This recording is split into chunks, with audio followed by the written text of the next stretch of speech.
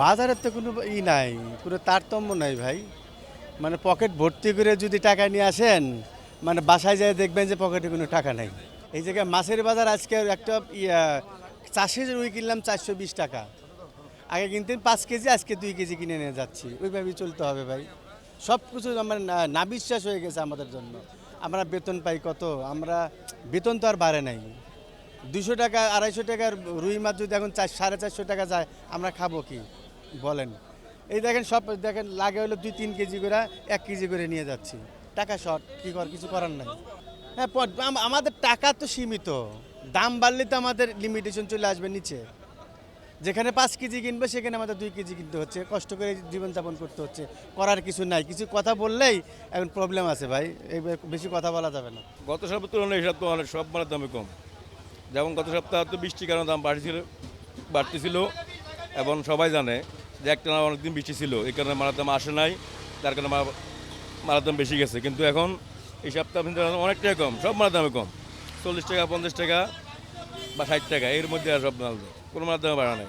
আসলে বৃষ্টি হওয়াতে একটু সবজির দামটা বেশি, কারণ বৃষ্টি যদি না হইতো আগে যে পরিমাণ একটু কম ছিল সবজির বাজার, বৃষ্টি হওয়াতে এক কথা যদি বলি সব পণ্যের দামই 10-5 টাকা করে বেড়েছে আমার জানা মতে। কারণ বৃষ্টিতে কিন্তু এই কাঁচামরিচ কিন্তু আমরা কিনতাম 80 টাকা 100 টাকা, সেই কাঁচামরিচ আজকে 160 টাকা 150 টাকা বিক্রি হচ্ছে।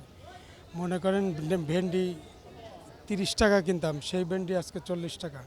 মানে এই বাজারের আসলে এক এক জায়গায় এক এক দাম। তা যেটা ঘুরে দেখলাম কিংবা বাজার করলাম, তাতে বর্ষার কারণে ব্যবসায়ীরা বলছে যে এই বর্ষার কারণেই হচ্ছে গিয়ে সবজির দামটা একটু বেড়েছে 10 থেকে 5 টাকা প্রতি কেজিতে। মরিচ 250 নিলাম, বললো 160 টাকা কেজি।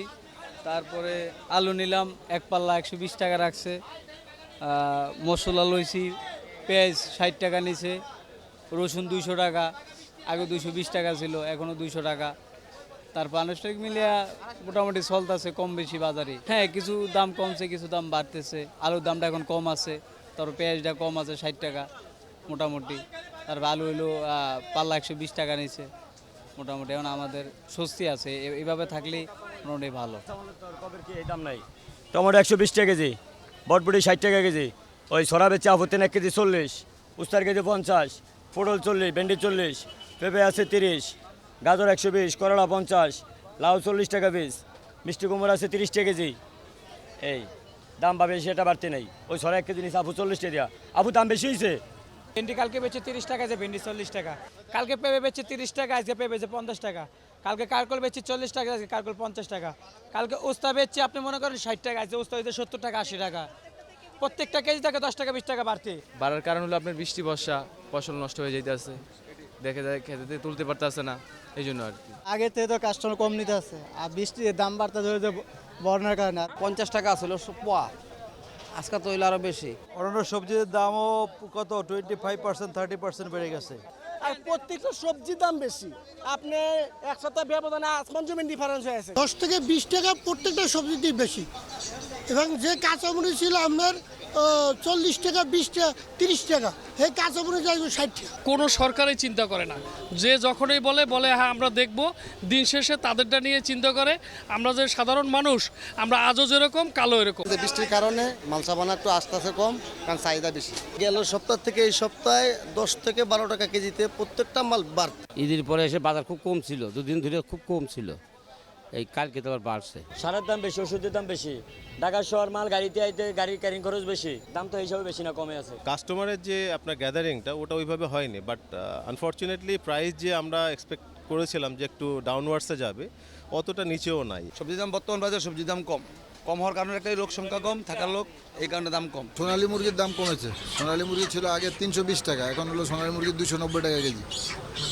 আর ব্রয়লারের দাম আগে 150 ছিল, আজকে 150 টাকা। ঈদের পরের থেকে সোনালী মুরগিটার দামটা একটু বাড়ছে, বাড়ার পরে আবার কমছে, কমে এখন আবার বর্তমানে বাড়তে আছে। চালের বাজারটা এখনো আগে স্থিরে আছে, বাড়ও না কমও না। সবার উপরেই প্রেশার পড়ে যাচ্ছে।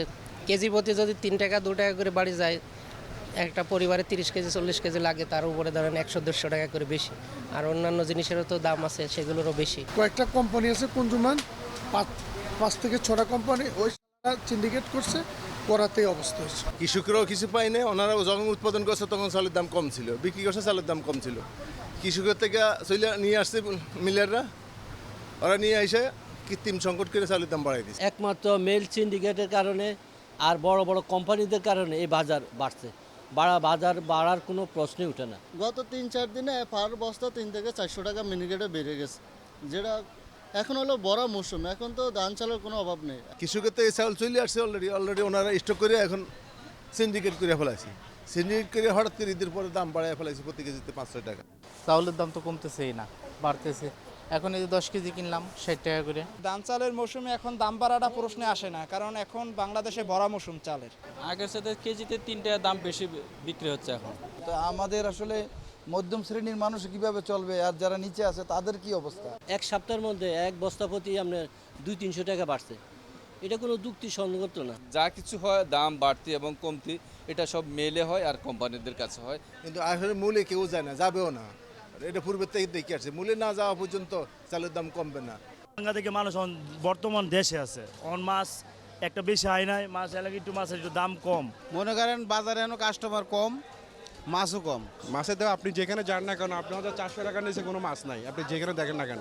যার কাছ থেকে যেরকম নিতে পারে, আমি দামাদামি করতে পারছি, আমি মানে কমে নিতে পারছি। 4 কেজি 4.5 কেজি 5 কেজি এটা 500-450 টাকা কেজি। ছোট মাছের দাম একটু আপনার গত সপ্তাহ তো আপনার ঈদের আগের তো একটু দাম একটু বাড়তি আর কি।